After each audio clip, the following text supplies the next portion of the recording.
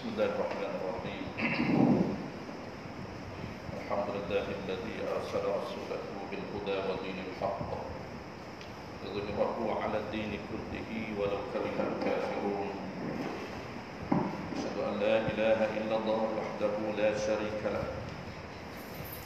Asyhadu anna Muhammadan 'abduhu wa rasuluh.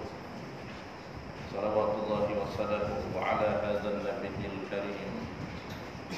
إمام المتقين وقائد الدعاة المجاهدين وعلى آله وأصحابه أجمعين.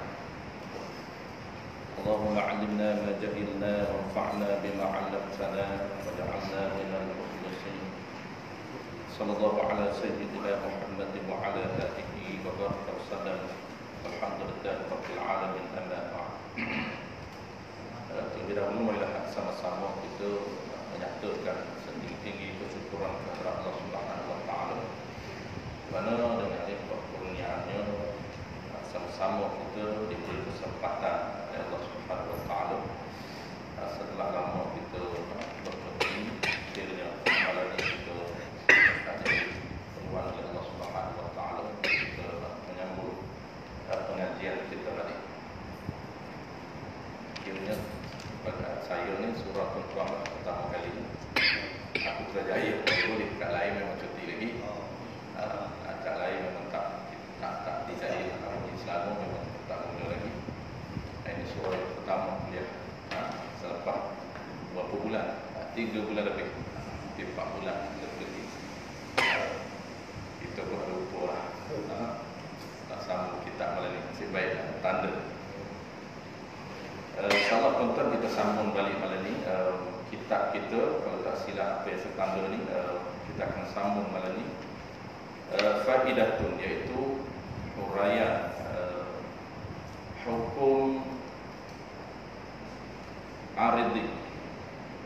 Baik, kita akan sebut balik tuan-tuan apa yang kita belajar sebelum pada ni supaya kita tak lagi target kita. Kitab kita ini target dia untuk kita mengenal Allah Subhanahu wa taala melalui pendekatan. Jadi dia mazhab ni tuan-tuan, dia ada pendekatan untuk mengenal Allah Subhanahu wa taala yang berbeza mengikut mazhab. Itulah mazhab Ahlussunnah wal Jamaah. Dia pendekatan ataupun metodologi yang berbeza dengan mazhab lain. Dan mazhab yang diiktiraf adalah mazhab Ahlussunnah wal Jamaah. Itu yang diiktiraf betul dan benar panduan modul dan silibus yang telah digubal oleh para ulama kita yang dinamakan modul ini, pendekatan ini, nama dia ialah Ahlussunnah wal Jamaah umum dia. Walaupun kita tak berapa kenal tokoh. Kadang-kadang dalam tauhid ni tuan-tuan, kebanyakan kita lupa. Kalau fiqh okeylah. Kalau fiqh kita kenal Syafi'i, orang yang menjadi pelopor kepada modul ataupun bahasa moden kita panggil, bahasa ilmiah kita panggil mazhab. Mazhab ni modul. Kalaulah fiqh kita popular, familiar Syafi'inya ni di Nusantara ini. Tetapi tauhid itu dia agak janggal. Kadang-kadang kita tak perasan siapa yang menjadi pelopor, siapa yang memodulkan pendekatan mengenal Allah Ta'ala ini. Jadi umumnya tuan-tuan kita sebut Ahlussunnah wal Jamaah. Pelopor dia itu ada 3 tokoh. Tokoh yang mempelopori pendekatan ataupun menyusun ilmu mengenal Allah Ta'ala melalui pendekatan mengenal ciri yang ada pada Allah. Itu pendekatan Ahlussunnah. Pendekatan Ahlussunnah wal Jamaah mengenal Allah Ta'ala, tuan-tuan, mengenal melalui ciri yang ada pada Allah. Itu dia beza dengan firqah lain. Dia beza dengan firqah yang sesat yang telah declare ulama Ahlussunnah istiharkan selain daripada firqah Ahlussunnah ini semuanya sesat. Antaranya firqah Jabariyah, antaranya firqah Murji'ah, antaranya Qadariyah, Syiah. Yang terbaru ini yang popular ialah Wahabi. Wahabi ada pendekatan dia. Pendekatan Wahabi mengenal Allah Ta'ala. Sebab tu dia clash dengan Ahlussunnah. Jadi kita tuan-tuan jangan heran kenapa Wahabi boleh clash dengan Ahlussunnah. Walaupun Wahabi dia Ahlussunnah juga. Itu strategi dia untuk cari prospek. Dia pun ada strategi dakwah dia. Dia tak boleh declare Wahabi. Dia tak berapa berani nak declare Wahabi. Di belakang nama tokoh-tokoh besar tuan-tuan Wahabi, dia tak akan menggunakan nama Wahabiyun. Kadang-kadang dia pinjam nama Syafi'in. Kalau tuan-tuan perhati buku kita Arab tuan-tuan, ulama-ulama besar dia akan menggunakan nama panel di belakang itu gelaran Syafi'i. Al-Makki Al-Syafi'i. Makki itu sebuah tempat dia. Sama juga dengan ulama Nusantara itu. Antaranya Syekh Daud Al-Fatani. Al-Fatani ni sebuah negeri dia, negara dia, tempat lahir dia. Dan di belakang itu Syafi'i, ni sebuah mazhab dia. Syekh Ahmad Arsyad Al-Banjari Al-Syafi'i. Ada di belakang itu gelaran Syafi'i, nisbah kepada mazhab dia. Itu ID dia, identiti dia dalam mazhab. Tetapi tokoh-tokoh Wahabi dia jangan menggunakan di belakang dia Wahabiyun. Jangan dia guna. Kadang-kadang dia juga menggunakan, meminjam ID Syafi'i di belakang itu, tetapi pendekatan dia berbeza. Satu tuan-tuan jangan keliru dan jangan pelik kenapa berbeza. Itu kerana firqah dan metodologi masing-masing dalam mengenal Allah Ta'ala. Kita jelas pendekatan untuk kenal Allah Ta'ala yang dirintis oleh tiga tokoh ini tuan-tuan, yang dikumpulkan oleh tiga tokoh ini, iaitu pertamanya, kita ulang sekali lagi tuan-tuan walaupun dah familiar sangat dengan tuan-tuan. Pertamanya ialah Abu Hasan Asy'ari. Ini tokoh yang pertama yang hidup pada tahun 3326, itu khilaf. Itu dia. Yang tokoh yang kedua yang hidup satu zaman ialah Abu Musa Al-Maturidi. Dua ini yang familiar di Nusantara. Ada satu tokoh lagi yang agak kurang familiar di Nusantara, tetapi sama juga, pendekatan sama, iaitu Al-Imam Tahawi. Untuk dia sedengar kita Arab, ada kitab akidah, nama dia ialah kitab Tahawi, Aqidah Tahawiyah. Biasanya Syekh Habib baca. Kalau tuan-tuan biasa dengar Aqidah Tahawiyah, itu dia merujuk kepada Imam Tahawiyah yang mengumpul, yang menyusun modul kitab akidah yang sama pendekatan, iaitu mengenal Allah Ta'ala melalui ciri yang ada pada Allah. Sebab itulah di Nusantara terkenal dengan sifat 20 itu pun ciri lah. 20 ciri yang ada pada Allah. Kita diwajibkan belajar hanya 13 ataupun 20 sahaja. Sedangkan ciri Allah Ta'ala ini banyak. Sifat yang ada pada Allah Ta'ala, sifat kesempurnaan yang sangat banyak, sehingga tidak terbilang banyaknya. Cuma dikumpulkan oleh para ulama kita, dikumpulkan oleh Imam Abu Hasan Asy'ari 13, ditambah oleh tokoh yang kedua Imam Abu Mansur Al-Maturidi 7.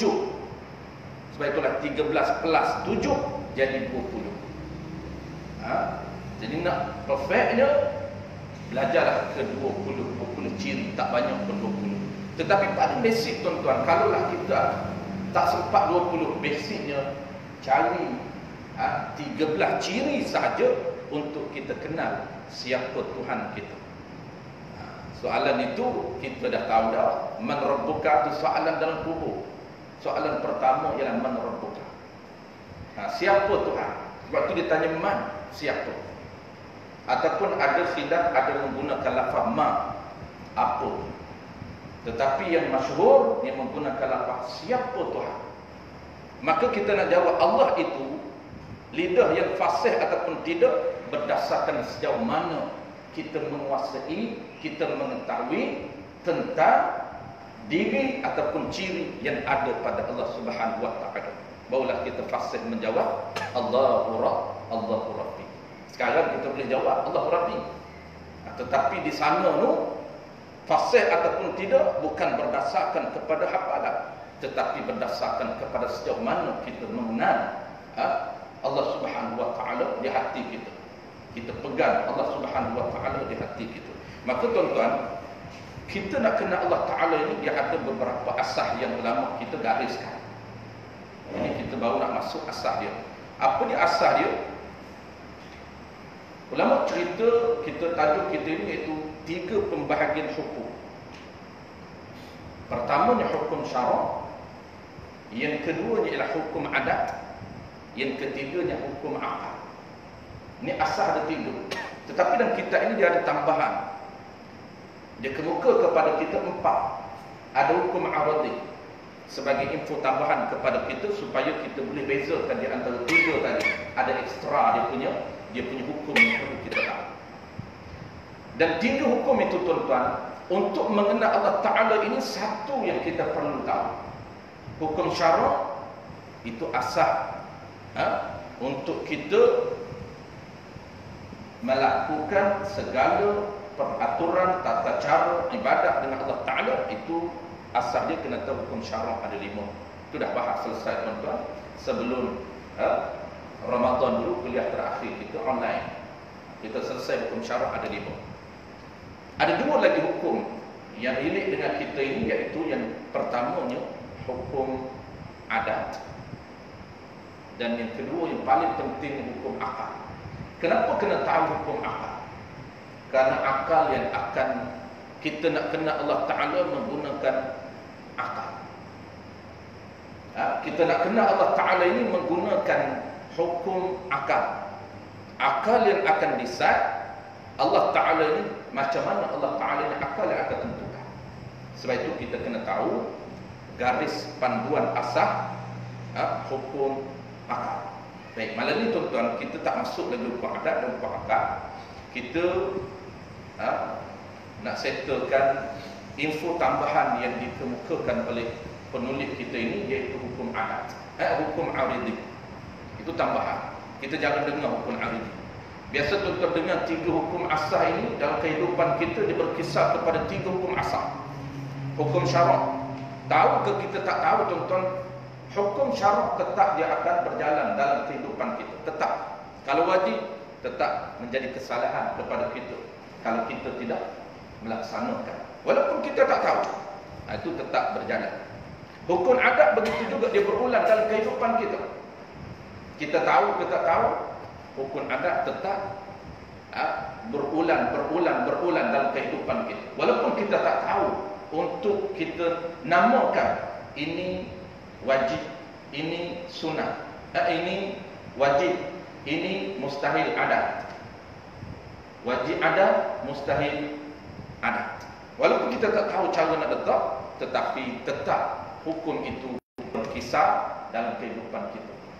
Dan yang ketiga juga sama tuan-tuan, iaitu hukum akal. Akal ini cara untuk kita decide, tentukan tentang kedudukan Allah Subhanahu wa taala. Akal kita akan menentukan. Baik, 3 itu asas. Baik, ini tambahan malam ni yang kita nak settlekan dalam modul kita ini. Apa dia tambahan tuan-tuan? Nama dia biasa jarang kita dengar, iaitu hukum aridi. Ini hukum aridi ni dia jarang kita dengar, tetapi dia agak penting. Takut kita tersilap pegang dalam hati kita. Antara hukum aridi tuan-tuan yang perlu kita tahu cara untuk kita hukumkan. Apabila orang tanya, mati ini adakah wajib? Mati ni apa hukum dia mati? Oh, dia kata mati mestilah kena matilah. Mana boleh tak mati? Apabila dia kata mesti mati, mana boleh tak mati? Cara dia letak itu, cara dia pegang itu, neraca mana yang dia guna? Adakah akal? Adakah syarak? Adakah adat?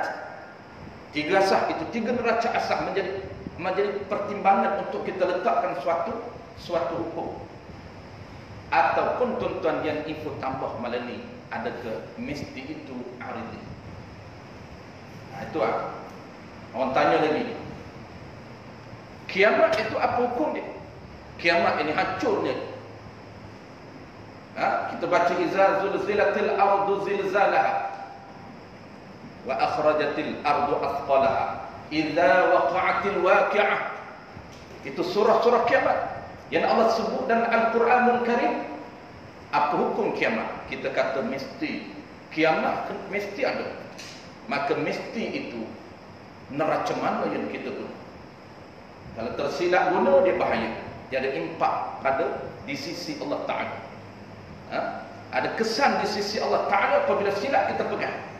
Kerana dia ada panduan syarak, dia ada panduan neraca mana untuk kita guna, kita kena tahu. Oh, mesti kiamat, mana boleh tak kiamat? Kerana Allah Ta'ala nyata dalam Quran.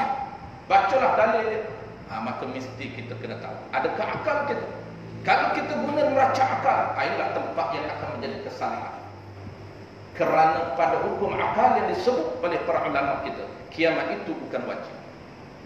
Kiamat itu bukan mesti pada akalnya, bukan pada adat, bukan pada syarak, tetapi pada akal.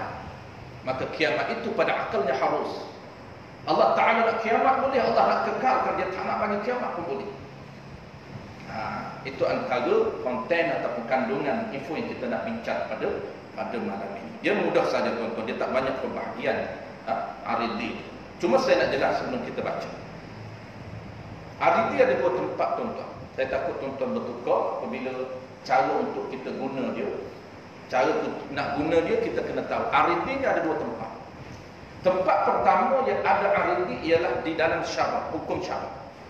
Syarak ni tuan-tuan, neraca syarak ni dia ada 5 indikator itu, 5 hukum itu. Dia ada hukum tambahan, nama dia hukum aridi. Adakah aridi pada syarak kita nak bincang pada ni? Tidak. Ini aridi yang asing, bukan pada syarak. Maka saya nak jelas dulu tuan-tuan secara basicnya aridi dalam syarak, supaya dia tak bertukar dengan aridi kita nak bincang pada malam ini. Aridi syarak itu tuan-tuan, asas dalam syarak tuan-tuan buat apa pun dia tidak akan lari daripada 5 asas.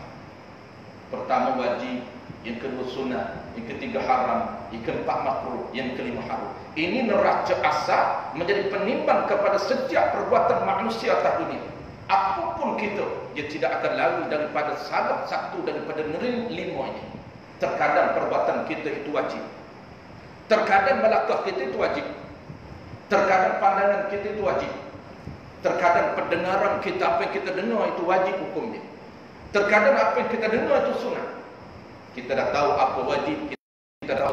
Terkadang apa yang kita dengar itu haram, kita dah tahu apa hak, apa haram.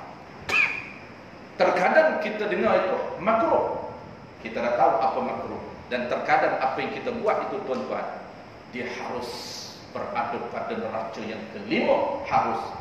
Haram pun dah, makruh pun dah, sunat pun dah, tetapi harus. Apa makna haram? Pahala pun tak ada, dosa pun tak ada. Dan kita bercakap tuan-tuan, percakapan kita terkadang wajib direkod oleh Allah Ta'ala, pahala wajib. Ada income ukhrawi bentuk wajib. Pendapatan akhirat kita dalam value, nilai yang sangat tinggi, namun wajib. Terkadang apa yang kita bercakap termasuk dalam hukum sunat, dapat pahala sunat. Ada pendapatan di akhirat nanti dalam bentuk sunat, di bawah daripada wajib. Wajib besar lagi dia punya income, pahala dia. Dan terkadang tuan-tuan, apa yang kita bercakap itu haram, dan terkadang apa yang kita bercakap itu makruh. Dan terkadang tuan-tuan, apa yang banyak yang kita bercakap harus. Apa kita bercakap sunnah semua? Bukan cerita pasal kebaikan, tidak. Kalau cerita pasal kebaikan, orang dapat info kebaikan, ada manfaat, sunnah. Dapat pahala. Bukan sunnah, bukan wajib, bukan haram, bukan mengumpat pun. Tak mengumpat, tak fitnah orang. Orang Melayu mengumpat tu maknanya fitnah. Dia fitnah dalam bahasa syarak lain. Fitnah Melayu ni makna mengumpat, buat tuduhan. Tu dia apa? Roket dia berbeza dengan syarak. Syarak fitnah makna lain. Mengumpat makna lain. Satu lagi tuan-tuan dia panggil dusta. Tuduhan dusta.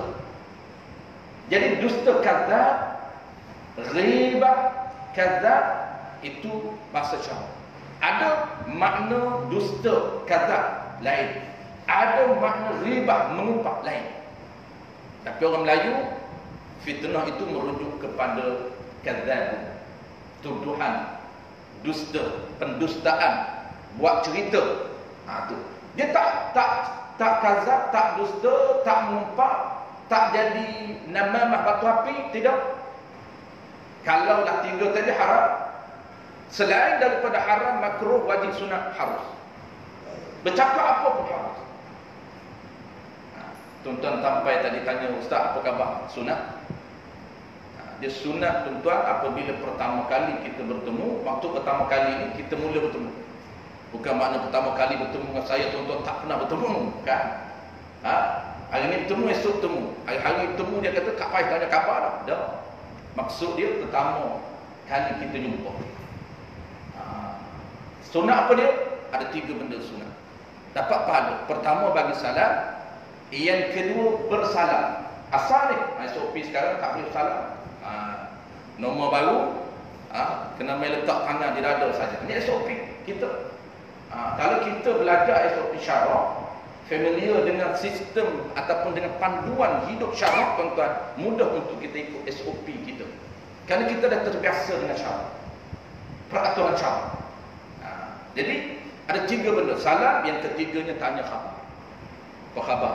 Tanya. 3 ini sunat.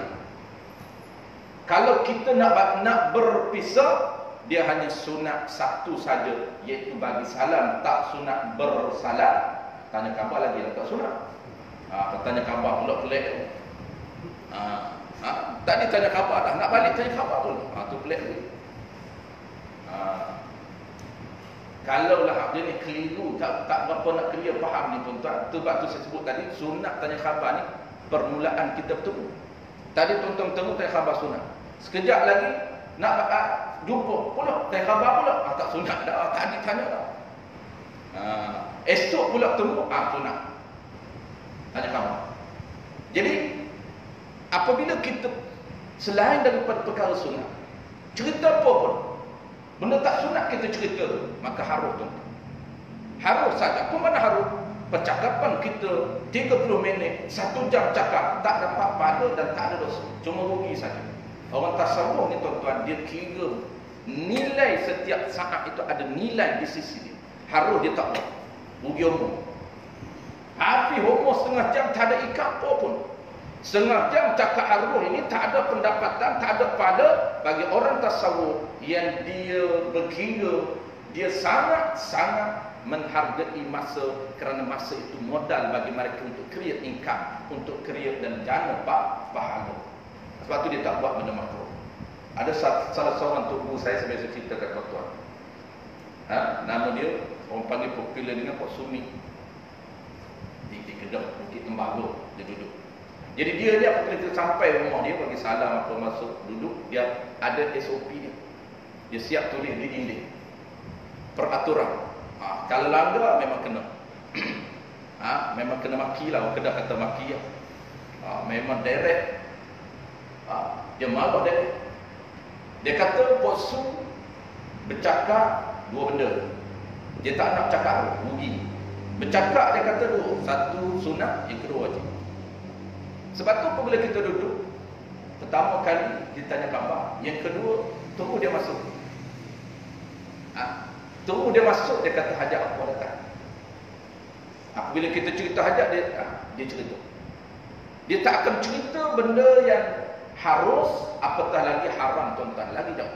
Ini maqam ataupun martabat orang tasawuf. Baik, settle.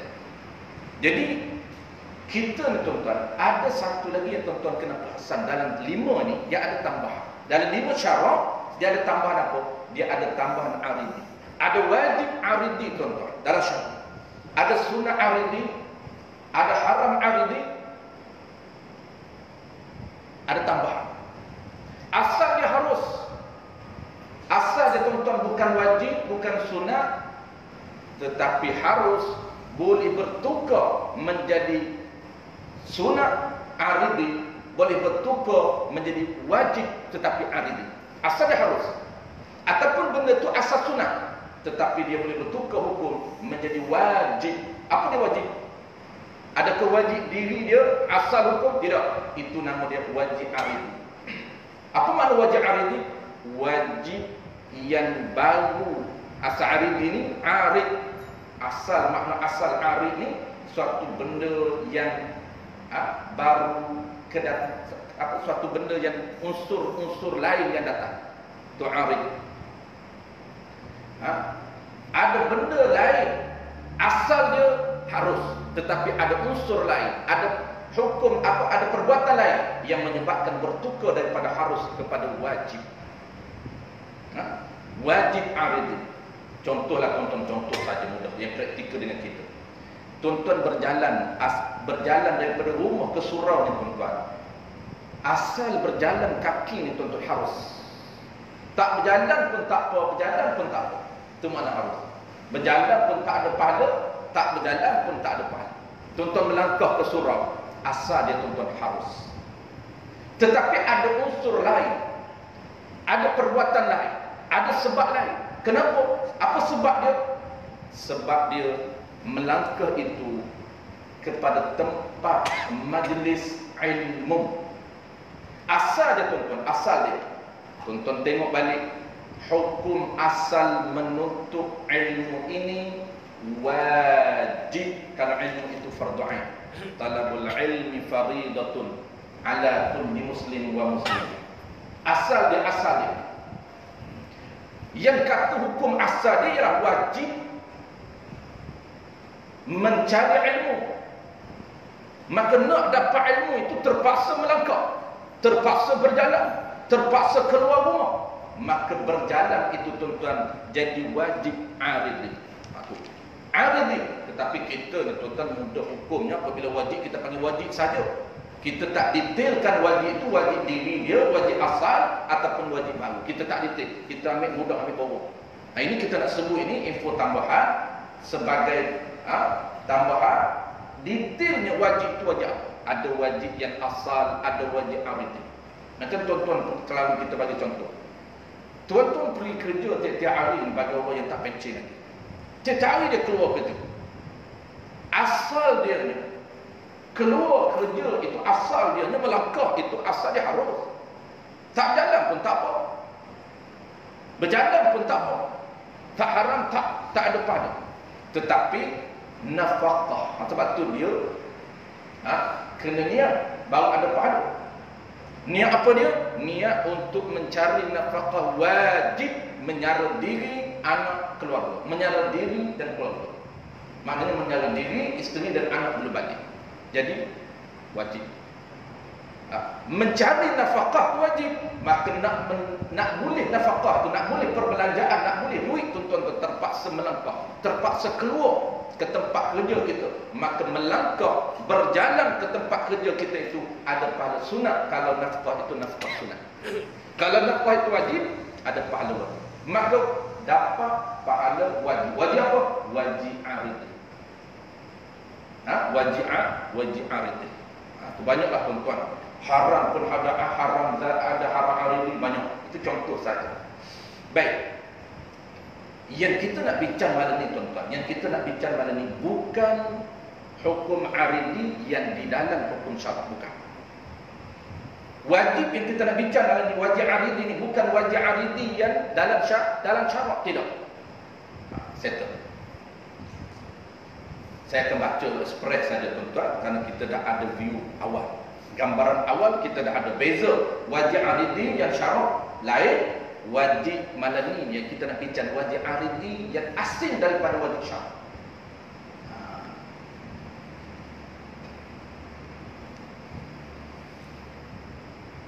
Qala al-musannif rahimahullahu ta'ala, kita kena ikut SOP itu terbatal lagi ke tidak, yang kena berhenti isyak.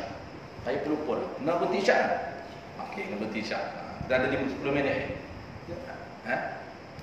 Isyak berapa? 40? Tutup sekali. 40 minit saja. Kalau tidak dia bedak sampai 1 jam. Tak apa tuan-tuan, janji boleh ada kuliah. Walaupun 40 minit. Itu dah boleh tak? Dah okey lah. Daripada kita duduk rumah tak ada apa. Ini suatu perkara yang berguna yang sangat banyak orang-orang yang jahil. Tak ada 10 minit tuan. Kalau jam saya datang 30 sekarang. Ini suatu perkara yang berguna yang sangat banyaklah orang-orang yang jahil dengan perkara ini. Sehingga yang tidak disangkakan dengan jahilnya tetapi jahil juga. Jadi isu yang kita nak bincang ni, ramai orang yang jahil ataupun tak tahu tentang status hukum aridi. Walaupun dia sangka itu dia tak jahil, tetapi realiti yang sebenarnya dia jahil. Kenapa? Karena dia tak tahu beza di antara hukum aridi dengan hukum syara' dan hukum akal.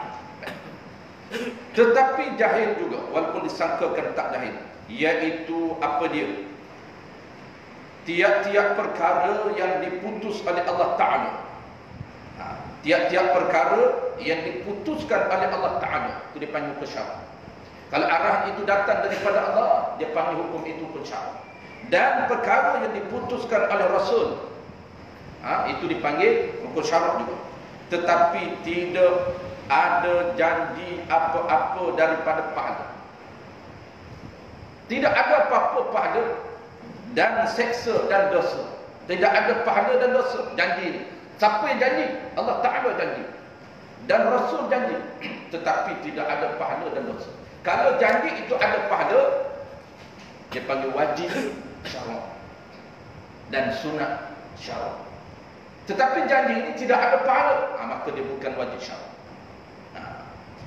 Tetapi perkara itu tetap dan pasti. Perkara itu mesti berlaku. Mesti berlaku ini pada apa? Pada janji Allah Ta'ala dan Rasul. Allah Ta'ala sebut dalam Al-Quran perkara ini mesti berlaku. Kalau biasanya apabila mesti datang daripada Allah ini, dalam arahan dalam bentuk mesti, nama dia wajib syara'. Buat dapat pahala, tinggal tu salah, dosa. Silap, tinggal berdosa. Itu dia panggil wajib. Kebiasaan itu. Tetapi mesti ini dia tidak ada pahala dan dosa. Tidak ada janji pahala dan janji dosa. Maka kita boleh cam, ini bukan mesti syara'. Ini bukan wajib syara'. Lepas tu wajib apa? Nama dia wajib aridi. Satu hukum yang kita sebut itu hukum yang tambahan daripada 4 hukum tadi, 3 hukum tadi. Iaitu hukum aridi, wajib aridi. Dan sebagainya. Maka tidak dinamakan wajib syara'. Mesti ini tidak dinamakan mesti syara', wajib syara'. Mana contoh dia? Kalau Allah Ta'ala kata aqimus salat wa atawuz zakat, mesti mendirikan salat. Itu dipanggil wajib syara'. Buat dapat pahala, tinggal itu menjadi kesalahan besar, iaitu dosa. Tetapi Allah Ta'ala kata, mana dia? Seperti wajib mati, mesti mati. Adakah mati itu, mesti mati itu wajib syara' ataupun wajib apa? Jawab dia bukan wajib syara', tetapi nama dia wajib aridi. Dan wajib bangkit hidup kembali. Wajib bangkit hidup kembali dan sebagainya daripada perkara yang wajib berlaku. 2 contoh dia bagi. Maka iaitu dinamakan dia kan hukum ini hukum aridi. Apa dia hukum aridi? Artinya keputusan. Hukum itu keputusan yang datang daripada pihak Allah Ta'ala. Keputusan ini mesti ini datang daripada Allah. Bukan datang daripada kita manusia. Datang daripada Allah Ta'ala. Bukanlah keputusan yang ditentukan ke atas pihak kita mengerjakan dia. Kalaulah keputusan datang daripada Allah Ta'ala dan berlaku ataupun ditujukan untuk kita lakukan, itu bukan wajib syarak. Dan iaitu 3 bahagi. Hukum aridi ni tuan-tuan, dia ada 3 bahagi juga, sama dengan hukum akal ada 3, sama dengan hukum adat ada 3. Kita akan bincang bulan depan hukum adat sebagai tambahan juga. Topik yang kita nak, modul kita ini yang paling penting yang kita nak belajar ialah hukum akal. Tetapi 2 hukum itu sebagai tambahan supaya kita boleh beza. Apa dia? Pertama wajib aridi, yang kedua mustahil aridi, dan yang ketiga harus aridi. Ada 3. Mesti aridi, mesti mati. Kalau tak mati, mustahil aridi. Mesti kiamat. Kalau tak kiamat, mustahil aridi. Itu dipanggil. Harus. Kita tengok dulu. Yang satu persatu ni kita sambung bulan depan. Kita baca satu je malam. Dan erti wajib aridi, iaitu barang perkara yang berlaku mengikut keputusan Allah Ta'ala. Mana dia? Seperti berlaku mati ke atas segala yang bernyawa mengikut ketetapan keputusan yang Allah Ta'ala desain. Mana dia? Kullu nafsin dha'iqatul maut. Artinya tiap-tiap yang bernyawa itu asalnya mesti. Asal dia. Tapi kita tak boleh terjemah, tak boleh mesti. Terjemah dia terus dengan merasai ia akan mati. Tiap-tiap yang bernyawa ini mesti ataupun pasti akan mati. Maka mesti dan pasti itu dia berada dalam hukum aridi. Dan seperti berlaku hidup kembali mengikut ketetapan, yakni keputusan Allah Ta'ala. Mana dia? Innakum yaumul qiyamati tub'atsun. Artinya bahawa sesungguhnya kamu sekalian pada hari kiamat dibangkit hidup kembali kamu. Maka dinamo akan dia wajib aridi. Dinamo akan dia wajib aridi. Mesti ini mesti aridi. Apa makna aridi? Aridi itu ada unsur yang baru yang datang. Apa mana unsur baru? Janji Allah Ta'ala. Allah Ta'ala janji tiap-tiap bernyawa aku akan matikan dia. Maka itu dipanggil hukum aridi. Bukan hukum syarak. Hukum syarak ni kalau tak mati berdosa. Wajib mati, tak mati berdosa. Patut kita mati, dah malam ni tak mati. Allah Ta'ala sambung lagi nyawa kita. Contoh saja. Tambah nyawa ekstra lagi 2 tahun, patut mati lah. Ada kes tuan-tuan kanser, doktor bagi jaminan tak boleh hidup lebih 6 bulan. 6 bulan tiba-tiba hidup siapa hari ni? Kanser ini seorang yang penyakit kanser yang boleh hidup hanyalah 6 bulan saja, tiba-tiba sampai hari ni dia boleh hidup lagi. Sepatutnya kalau 6 bulan saja dia sepatut mati. Adakah kalau tak mati itu berdosa? Tidak. Kalau tak mati itu dia panggil mustahil aridi. Patut dia mati. Kerana mati itu mesti. Maka mesti itu bukan syarat tetapi aridi. Wallahu a'lam. InsyaAllah tuan-tuan kita akan sambung bulan depan, iaitu dan jika melawani keputusan yang tersebut seperti bernyawa tidak mati. Kita akan sambung bulan depan. Dia panggil mustahil aridi dan harus aridi. Jadi tak banyak saja tuan-tuan. Dia tak. Dan kita sambung juga bulan depan kerana dia sikit saja, lebih ke 4 hari saja kita sambung tu dengan hukum adat. Tempat yang menjadi kesalahan tuan-tuan hukum adat dengan hukum akal. Itu tempat yang kita kena bagi clear insya-Allah bulan depan. Adat dengan akal itu tempat yang banyak kita terlepas pandang. Terpatutnya dia itu mustahil adat. Tiba-tiba kita kata tak logik akal, itu salah. Bukan tak logik akal, itu tak logik adat. Maka kita pegang tak logik akal, maka kesalahan di sisi Allah Ta'ala, kerana bukan tak logik akal, itu hanya tak logik adat saja. Adat jangan berlaku, tiba-tiba berlaku, maka kita kata tak logik akal. Wallahu a'lam. Bismillahirrahmanirrahim. Alhamdulillah Rabbil Alamin, wassalatu wassalamu ala ashrafil anbiya wal mursalin wa ala alihi wa ashabihi ajma'in. Allahumma faqihna fid din wa 'allimna ta'wil wa ja'alna minal ulama'il 'amilin wa ja'alna minal mukhlisin wa sallallahu ala sayyidina Muhammad wa ala alihi wa baraka wa sallam walhamdulillahi rabbil alamin.